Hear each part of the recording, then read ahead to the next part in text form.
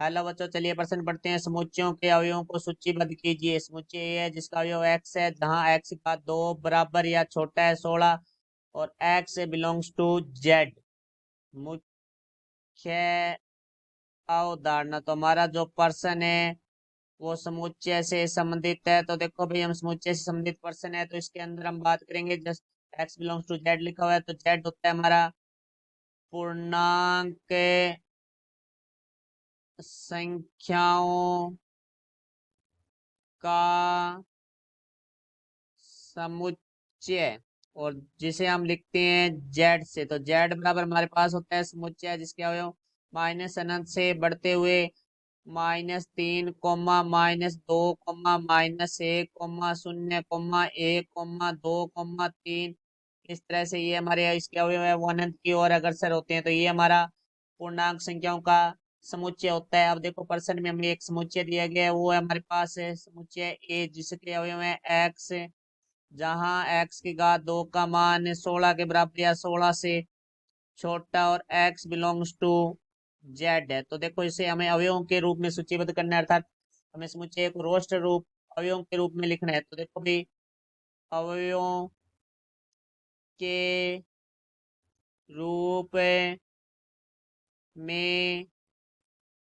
सूचीबद्ध। तो देखो भाई, अब हमारे ये शर्त संतुष्ट होनी चाहिए। एक्स की घात 2 का मान है वो 16 के बराबर या 16 से छोटा होना चाहिए, और एक्स का मान है वो हमें जेड से लेना है। तो देखो हम एक्स जेड से एक्स का मान है वो 0 लेते हैं। तो यहाँ से देखो भाई, हम एक्स बराबर 0 लेंगे तो एक्स की घात 2 है बराबर है 0 आ जाएगा। और यदि एक्स बराबर हम 1 लेंगे तो एक्स की घात 2 बराबर हमारे पास 1 आ जाएगा। तो हमारी शर्त संतुष्ट हो रही है। और यदि एक्स बराबर हम 2 लेते हैं तो एक्स की घात 2 बराबर हमारे पास आ जाता है 2 की घात 2 बराबर है 4। और यदि एक्स बराबर हम 3 लेते हैं तो एक्स की घात 2 3 की घात 2 बराबर हमारे पास आ जाता है 9। और यदि हम एक्स बराबर 4 लेते हैं तो एक्स की घात 2 बराबर 4 की घात 2, तो बराबर में आ जाता है 16। तो देखो इससे ज्यादा हम 5 नहीं ले सकते क्योंकि 16 तक ही लेने हमें, क्योंकि इससे अब ज्यादा लेंगे तो हमारे पास 5 की घात 2 है 25 हो जाएगा। तो अब देखो हम यदि एक्स बराबर -1 लेते हैं तो एक्स की घात 2, तो -1 की घात 2 है वो हमारा प्लस का 1 होगा।